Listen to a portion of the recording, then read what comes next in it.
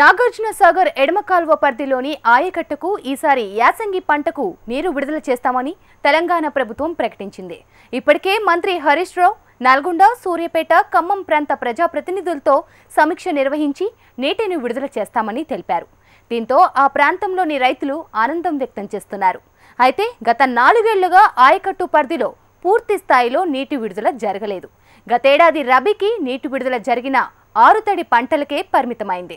మరి ఈసారి కూడా ఆయకట్టులో ఆరుతడి పంటలకేనా లేదా పూర్తి స్థాయి పంటలకు నీరు అందనుందా? ఈ ప్రత్యేక కథనాన్ని చూద్దాం. నాగార్జున సాగర్ ఎడమ కాలువ పరిధిలో ఉన్నటువంటి నల్గొండ, సూర్యాపేట, ఖమ్మం జిల్లాలకు ఈ యాసంగి పంటకు సాగునీటిని విడుదల చేసేందుకు తెలంగాణ ప్రభుత్వం ముమ్మర ప్రయత్నాలు చేస్తుంది. ఈ నేపథ్యంలో 4 ఏళ్ల తర్వాత తొలిసారిగా యాసంగి పంటకు సంబంధించి పూర్తి స్థాయిలో నీరు అందబోతుందా? రైతన్నలు ఏమంటున్నారు? ప్రస్తుతం ఎడమ కాలువ పరిధిలో పరిస్థితులు ఎలా ఉన్నాయి? ప్రభుత్వం తీసుకోబోతున్న నిర్ణయం రైతులకు ఉపయోగకరంగా ఉందా లేదా? HMTV special story.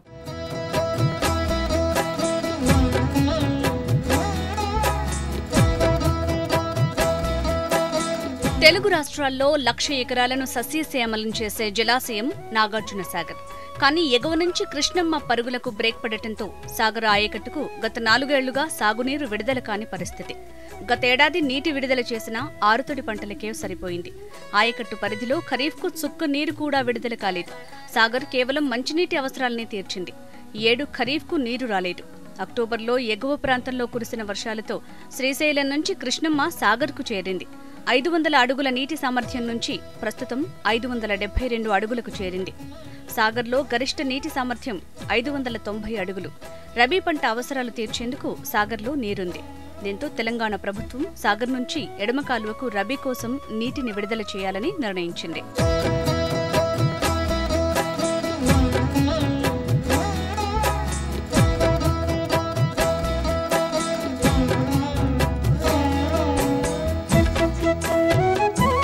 సాగర్ ఎడమ కాలువ పరిధిలో నల్గొండ, సూర్యాపేట, ఖమ్మం జిల్లాల్లో 6.5 లక్షల ఎకరాల్లో వరి సాగవుతోంది. ఈ మొత్తం సాగు జరగాలంటే 64 టీఎంసీల నీరు అవసరం. కానీ ప్రస్తుతం సాగర్ నుంచి మంచినీటి అవసరాలు మినహాయిస్తే కేవలం 45 టీఎంసీల నీరు మాత్రమే ఉంది. దీంతో ఈసారి యాసంగికి ప్రభుత్వం నీరు విడుదల చేస్తామని చెప్పినా అది పూర్తి ఆయకట్టుకు సరిపోదు. సాగర్ ఎడమ కాలువ పరిధిలో నల్లగొండ, సూర్యాపేట జిల్లాలో మొదటి జోన్ ఆయకట్టులో 3,80,000 ఎకరాలు, రెండో జోన్లో ఖమ్మం జిల్లాలోని 2,70,000 ఎకరాల్లో సాగు జరుగుతోంది. ప్రస్తుతం విడుదల చేస్తామంటున్న నీరు కేవలం 4.5 లక్షలకే సరిపోతోంది. మిగతా 2 లక్షల ఎకరాలకు నీరు సరిపోదు. గడిచిన 4 సంవత్సరాల నుంచి నాగార్జున సాగర్లో నీళ్లు లేకపోవడంతో ఖరీఫ్ సీజన్లో కూడా 6.5 లక్షలు ఏదైతే నల్గొండ కానీ, సూర్యాపేట చుట్టుపక్కల ఉన్నటువంటి అనేక ప్రాంతాలకు నీళ్ళు ఇవ్వాల్సినటువంటి పరిస్థితి ఉండే. సరే, దురదృష్టవశాత్తు ప్రకృతి కరుణించకపోవడం, ఆ తర్వాత జరిగినటువంటి ప్రకృతి వైపరీత్యం దృష్ట్యా ప్రభుత్వం ఈసారి ఆ దిశగా ప్రయత్నం చేయాల్సినటువంటి అవసరం ఉంది. ఎందుకంటే 572 అడుగులతోటి నాగార్జున సాగర్లో దాదాపు పూర్తిస్థాయిగా మట్టానికి అందుబాటులో ఉండడం చేత ఖరీఫ్ సీజన్ అందుబాటులో లేనటువంటి రబీ అంటే యాసంగి పంటకు ప్రభుత్వం ఖచ్చితంగా పూర్తిస్థాయి నీటిని విడుదల చేయాల్సినటువంటి అవసరం ఉంది. ఎందుకంటే ఆరుతడి పంటలతోటి రైతాంగం సంతోషంలో ఉండరు, పంటలు సరిగ్గా పండవు. దాంతో మళ్ళీ కరువును ఎదుర్కోవాల్సి అటువంటి రైతుల్లో ఆనందం, సంతోషం కావాలంటే పూర్తిస్థాయి నీటి విడుదల చేసి రైతాంగానికి వాళ్ళ యొక్క జీవితాల్లో వెలుగు నింపాల్సినటువంటి బాధ్యత ఈ ప్రభుత్వం మీద ఉంది. కాబట్టి తెలంగాణ వచ్చిన తర్వాత మొదటిసారిగా యాసంగి పంటకు విడుదల చేస్తూ ఉన్నారు. కాబట్టి నేను కూడా ఈ సందర్భంలో ప్రభుత్వానికి కూడా ప్రత్యేకంగా ధన్యవాదాలు తెలుపుతా ఉన్నాను. ప్రభుత్వానికి విజ్ఞప్తి చేస్తూ ఉన్నాను, దయచేసి పూర్తి స్థాయిలో 6.5 లక్షలకు ఏదైతే లభ్యత ఉన్నటువంటి నీటిని సంపూర్ణంగా తెలంగాణ ప్రాంతంలో ఉన్న నల్గొండ, ఇరకపడ్డ ఈ ప్రాంతానికి రైతాంగాన్ని ఆదుకోవాల్సినటువంటి బాధ్యత మీ మీద ఉందని చెప్పేసి కూడా ప్రభుత్వాన్ని విజ్ఞప్తి చేస్తా ఉన్నాం. ఇలాంటి పరిస్థితుల్లో ఈసారి కూడా ఆరుతడి పంటల వైపే సర్కారు మొగ్గు చూపనున్నట్లు సమాచారం. అయితే దీనివల్ల ఉపయోగం ఉండదని, సాగర్లో, శ్రీశైలంలో నీటి లభ్యతని బట్టి పూర్తి పంటకు నీరు విడుదల చేయాలని వివిధ పార్టీల నేతలు, రైతులు కోరుతున్నారు. ఇప్పటికే 4 ఏళ్లుగా పంటలు లేక నష్టపోయామని అంటున్నారు రైతులు. ఈసారి పూర్తి స్థాయిలో నీరు ఇచ్చి రైతాంగాన్ని ఆదుకోవాలని రైతులు కోరుతున్నారు. ఇప్పుడు 3 సంవత్సరాలు 4 సంవత్సరాల నుంచి వానాకాలం పంట లేదు. ఇప్పుడు ఈ కారణ పూర్తిగా నీళ్లు ఇవ్వాలి. వారదండి పంట కాకుండా ఆరుతడి పంటల వల్ల చాలా ఇబ్బంది అవుతుంది. కాలువ తగ్గియటం, పెంచటం, వేసిన పంటలు తగ్గిపోవటం, ఏం తక్కువ వెళ్ళటం, దిగుబడి రాక చాలా రైతులు చాలా ఇబ్బంది పడుతుంది. యాసంగికి ప్రభుత్వం నీటి విడుదల చేస్తామనటం సంతోషంగా ఉందని, అయితే పూర్తి స్థాయిలో నీటి విడుదల చేయాలని రైతులు కోరుతున్నారు. ఇప్పటికే సాగర్ ఎడమ కాలువకు యాసంగి కోసం నీటి విడుదల తేదీలను ప్రభుత్వం ప్రకటించింది. దీంతో ఆరుతడికి ఫిక్స్ అయినట్లు తెలుస్తోంది. ఆరుతడి నీటి విడుదల కాకుండా 4 నెలలు 120 రోజుల పాటు నీటి విడుదల జరిగితే పూర్తి స్థాయిలో వరి సాగవుతుందని రైతులు అంటున్నారు. నీళ్లు ఇప్పుడు 2 కాల యాసంగి నీళ్లు పూర్తిగా ఇవ్వాలి సార్. మంచి అందరికి మేలవుతుంది. 4 సంవత్సరాల నుంచి నీళ్ళు లేక అవస్థ పడుతుర్రు. ఇక ఇప్పుడు యాసంగి నీళ్ళు ఉన్నాయి కాబట్టి ఎట్లన్నా చేసి వదలాలని కోరుకుంటున్నాం రైతులు. పూర్తిగా నీళ్ళు ఆరుదంట పంటలు కాకుండా పూర్తిగా ఇవ్వాలి సార్, మంచిగా ఉంటుంది. నాగార్జున సాగర్ డ్యాము 4 సంవత్సరాల నుంచి నిండక రైతులకు సాగర్ కింద ఆయకట్టు రైతులకు నీళ్లు లేక పంటలు వేసుకోలేదు. కానీ ఈసారి దేవుని దయ వల్ల వర్షాలు వచ్చి సాగర్ డ్యామ్ నిండింది. కాబట్టి ఇప్పుడు వేసంగి పంటకు సరైన సమయంలో డిసెంబర్ నుంచి ఫిబ్రవరి మార్చి వరకు నీళ్ళు ఇచ్చినట్లయితే రైతులకు భూములు ఈ 4 సంవత్సరాల నుంచి ఖాళీగా ఉన్నాయి కాబట్టి పంటలు మంచిగా పండే పరిస్థితి ఉన్నది. అదేవిధంగా ఆరుదళ్ళు ఇచ్చినా కూడా గవర్నమెంట్ ఒకవేళ ఆరుదలు ఇచ్చినా కూడా రైతులు మాత్రం ఊకునే పరిస్థితి లేదు. ఖచ్చితంగా ఆరుదల నీళ్ళతోటే నాటు పెట్టే పరిస్థితి ఉంది. అట్లా రైతులకు నష్టం జరిగే పరిస్థితి ఉంది. చూస్తూ రైతులు నష్టం చేయడం కూడా మంచిది కాదు. కాబట్టి సరైనటువంటి సమయంలో డిసెంబర్ నుంచి మార్చి వరకు నీళ్ళు ఇచ్చి రైతులను ఆదుకోవాలని చెప్పి మేము పూర్తి స్థాయిలో వేసంగి పూర్తి స్థాయిలో పంట పూర్తి స్థాయిలో నీళ్ళు ఇవ్వాలని చెప్పి మేము కోరుతున్నాం. ఈసారి ఖరీఫ్లో చివర్లో వరి నాట్లు వేశారు రైతులు. దీంతో ప్రస్తుతం ఆయకట్టు పరిధిలో వరి కోతలు, పంట నూర్పిడి పూర్తి స్థాయిలో రావాలంటే మరో 1 నెల రోజులు పడుతుంది. ప్రస్తుతం ప్రకటించిన నీటి విడుదల తేదీలు కాకుండా పూర్తి స్థాయిలో ఆయకట్టు పరిధిలో పంటలు పూర్తయ్యాక నీటి విడుదల జరపాలని రైతులు డిమాండ్ చేస్తున్నారు. మొత్తంగా 4 ఏళ్లుగా నాగార్జున సాగర్ వైపు సాగునీటి కోసం రైతన్న ఆశగా ఎదురుచూస్తూనే ఉన్నాడు. నీటి విడుదల జరుగుతున్న నేపథ్యంలో పూర్తి పంట కాలానికి సాగునీటి విడుదల చేయాలని చెప్పేసి రైతన్నలు, రైతు సంఘాలు, నేతలు డిమాండ్ చేస్తున్నారు. మరి ప్రభుత్వం ఆరుతడి పంటలకు నీరుస్తుందా, పూర్తి పంట కాలానికి నీరుస్తుందా అనేది కూడా ప్రశ్నార్థకంగా మారింది. మెట్ట వ్యవసాయంలో వర్షపు నీటి యాజమాన్యం అతి ముఖ్యమైంది. మన దేశ సగటు వర్షపాతం కొన్ని చోట్ల 20 మిల్లీమీటర్ల నుంచి 2500 మిల్లీమీటర్ల వరకు ఉంది. ప్రస్తుతం జరుగుతున్న వాతావరణ మార్పుల కారణంగా ఉష్ణోగ్రతలు పెరుగుతున్నాయి. అనుకున్న సమయానికి వర్షాలు కురవడం లేదు. వర్షాభావ పరిస్థితులు ఏర్పడుతున్నాయి. ఒకవేళ వర్షాలు కురిసినా రైతుకు ఏమాత్రం ఉపయోగపడటం లేదు. ప్రస్తుత సందర్భాల్లో వర్షపు నీటి యాజమాన్యం చాలా అవసరం. ఈ నేపథ్యంలో మెట్ట వ్యవసాయంలో వాన నీటిని సంరక్షణ, వినియోగం గురించి ఇవాల్టి నెలతల్లి కార్యక్రమంలో తెలుసుకుందాం.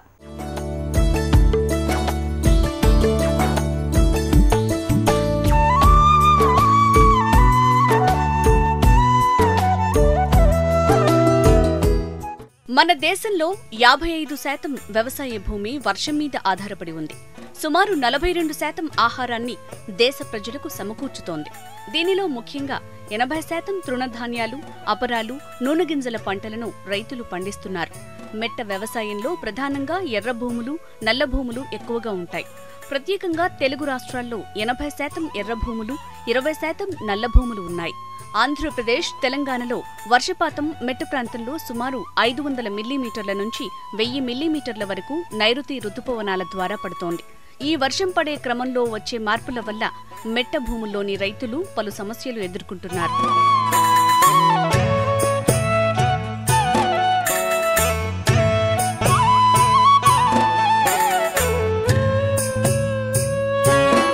తక్కువ కాలంలో ఎక్కువ వర్షపాతం వల్ల నేల కోతకు గురై ఉపరితల పొరలుగా ఉన్న సారవంతమైన మట్టిని రైతులు కోల్పోతున్నారు.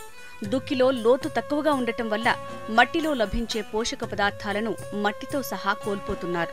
మెట్ట భూముల్లోని ఎర్రమట్టి నేలలకు నీటి తేమను పట్టుకునే సామర్థ్యం తక్కువ.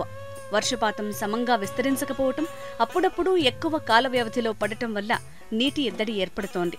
వర్షపాత అనిశ్చితి వల్ల రైతులు వర్షాల కోసం ఎదురుచూస్తున్నారు. దీంతో రైతులు పంటకు సరైన పోషక పదార్థాలు తగిన మోతాదులో వేయకపోవటం వల్ల దిగుబడులు తగ్గుతున్నాయి. ఈ నేపథ్యంలో రైతులు క్షేత్ర కుంటల ద్వారా వారి పొలంలో ప్రవహించే నీటిని నిల్వ చేసుకుని పంట దిగుబడులను పెంచుకోవచ్చు.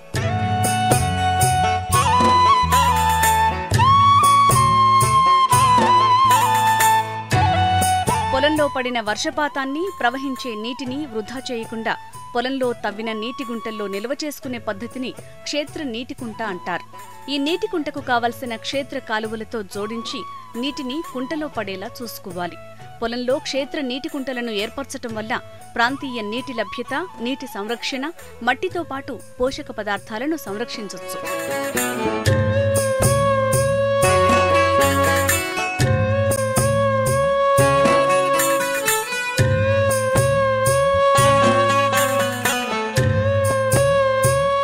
కుంటల ద్వారా పంట పొలాలకు నీటి తడిని పంట మొలక క్లిష్ట దశలో ఇచ్చినప్పుడు ఉత్పాదకతను పెంచొచ్చు. వీటి ద్వారా నిర్దేశించిన పొలంలో పంటల మార్పిడి వల్ల ఎక్కువ లాభాలు పొందొచ్చు. పొలంలో పనిచేసే ఎద్దులకు తాగునీటి వసతి కల్పించడంతో పాటు పంటలకు పిచికారీ చేసే మందులకు నీరు ఉపయోగపడుతుంది. క్షేత్ర నీటి కుంటల్లో చేపలను పెంచడం ద్వారా బెట్ట పరిస్థితుల్లోనూ రైతులు అధిక లాభాలు పొందొచ్చు. వీటి ద్వారా భూగర్భ జలాలను సంరక్షించి కార్బన్ ఫుట్ ప్రింట్ను తగ్గించి పర్యావరణ పరిరక్షణకు తోడ్పడుతుంది.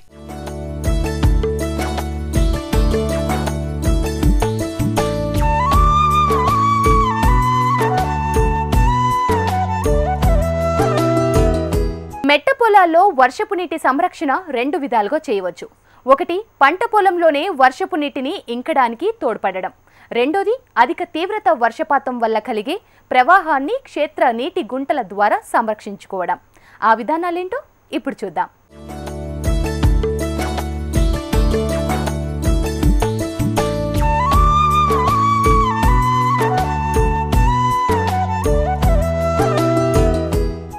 మెట్ట భూముల్లో తక్కువ తీవ్రతతో పడే వర్షపు జల్లులను భూమిలోకి ఇంకేటట్లు చేసుకోవాలి.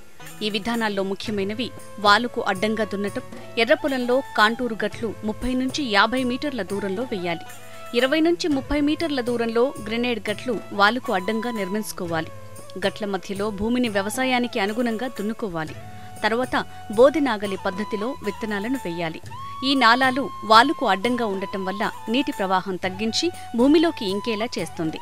దీనివల్ల మొక్కలకు సరిపడే తేమను సమకూర్చటమే కాక కావలసిన పోషక పదార్థాలను పంటకు అందిస్తుంది.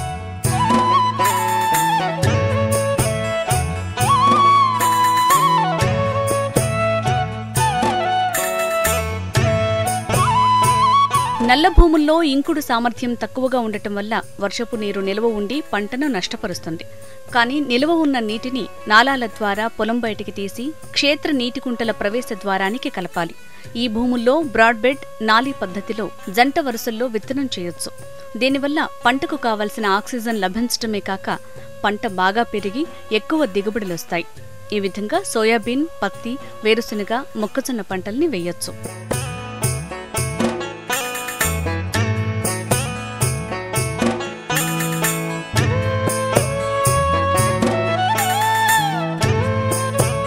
మెట్ట పొలాల్లోని నీటి ఆవిరిని తగ్గించడానికి ప్లాస్టిక్ మల్చింగ్ ద్వారా కానీ, సేంద్రియ మల్చింగ్ ద్వారా కానీ పంట వరుసలను కప్పితే నీటి తేమను సంరక్షించి ఎక్కువ దిగుబడులొస్తాయి.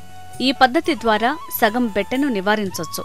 దీనికి ఎకరానికి 8,000 నుంచి 10,000 వరకు వస్తుంది. ఇవి కూడా తెలంగాణ, ఆంధ్రప్రదేశ్ ఉద్యాన శాఖల ద్వారా సబ్సిడీలను రైతులు పొందవచ్చు. రైతులు వారి జిల్లా ఉద్యాన శాఖ అధికారులను సంప్రదించాలి.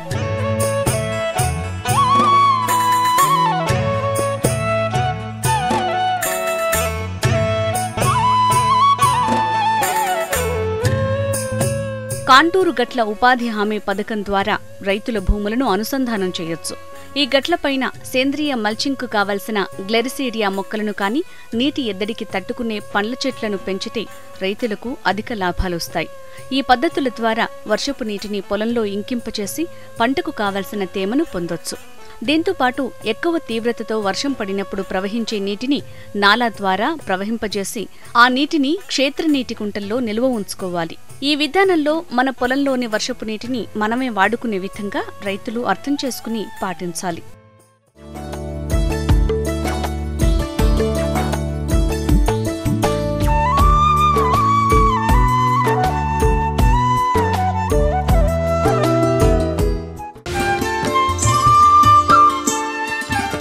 మెట్ట పొలాల్లో నీటి వ్యవస్థను ఏర్పరిచినప్పుడు నీటిని వృధా చేయకుండా ఎక్కువ సామర్థ్యం గల నీటిపారుదల పద్ధతులను రైతులు వినియోగించాలి. వీటిలో ముఖ్యమైనవి డ్రిప్ విధానం, స్ప్రింక్లర్స్ విధానం, రెయిన్ గన్. ఈ పద్ధతులను రైతులు సూక్ష్మ సేద్యం ప్రాజెక్టుల నుంచి సబ్సిడీతో పొందవచ్చు. వీటి కోసం వారి జిల్లా లేదా మండల వ్యవసాయ అధికారి గాని ఉద్యాన శాఖ అధికారికి దరఖాస్తు పెట్టుకోవాలి.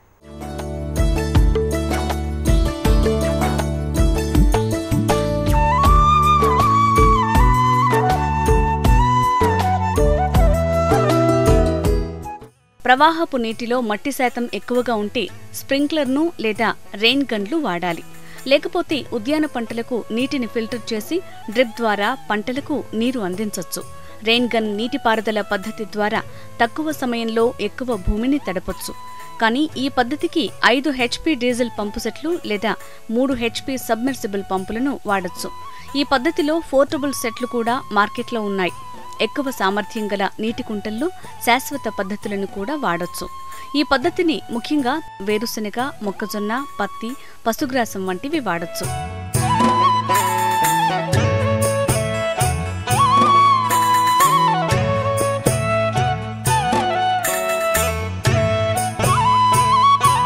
పంట మొక్కలు పెరిగే క్లిష్టమైన దశల్లో నీటి ఎద్దడి ఏర్పడినప్పుడు 1 వారం తరువాత నీటి గుంటల్లోని నీటిని కనీసం 30 మిల్లీమీటర్లు లేదా 50 మిల్లీమీటర్ల పరిమాణంలో పంటకు అందించాలి.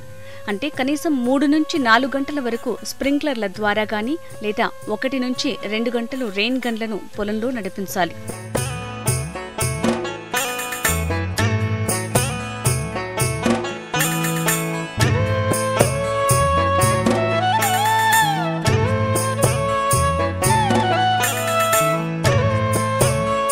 క్షేత్ర నీటి కుంటల్లోని నీటి పరిమాణం తక్కువగా ఉంటుంది.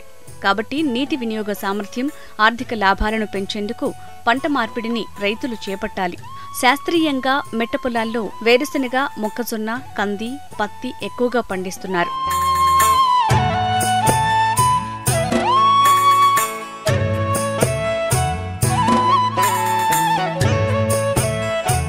క్షేత్రకుంటల కింద ఒకే పంట మీద ఆధారపడకుండా వేరుశెనగతో పాటు కొంత భూమిలో కూరగాయలను పండించవచ్చు. కనీసం 10 నుంచి 30% భూమిలో కూరగాయలు వేసుకోవచ్చు. నల్ల భూముల్లో రైతులు 30 నుంచి 50% వరకు కూరగాయలను ఖరీఫ్ పంటల కింద పండించవచ్చు. వార్షిక పంటలతో పాటు కూరగాయలు పెంచితే ఎక్కువ లాభాలు పొందే అవకాశాలున్నాయి.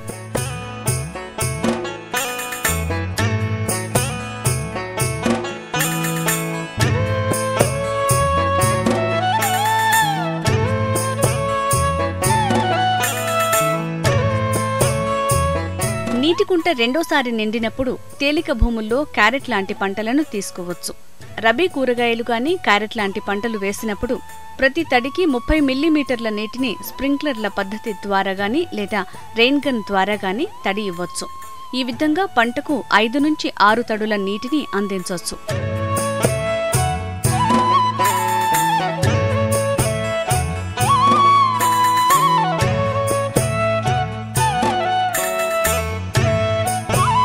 కేంద్ర ప్రభుత్వం 2016-17 వార్షిక బడ్జెట్లో నీటి కుంటలను ఏర్పాటు చేయడానికి డబ్బును కేటాయించారు. క్షేత్ర నీటి కుంటలను ప్రధానమంత్రి కృషి సించాయి యోజన పథకం కింద పొందుపరుస్తున్నారు. ఈ నీటి కుంటలు ముఖ్యంగా మెట్ట పొలాల్లోని రైతులకు వరం లాంటిది. కానీ ఈ స్కీమ్లో నీటి కుంటలతో పాటు ఇరిగేషన్ పరికరాలను సమకూర్చి రైతులకు ప్యాకింగ్ రూపంలో సబ్సిడీ మీద ఇస్తే నీటి వినియోగ సామర్థ్యాన్ని రెట్టింపు చేయటానికి అవకాశం ఉంటుంది. అపరాలు, కందులు, పెసర, మినుములు, అలసంద పంటలను రైతులు ఎక్కువగా పండించటానికి మెట్ట పొలాల్లో నీటి కుంటలను, నీటి వినియోగ పద్ధతులను గురించి రైతులు తెలుసుకుని ఆచరిస్తే మంచి ఫలితాలుంటాయి.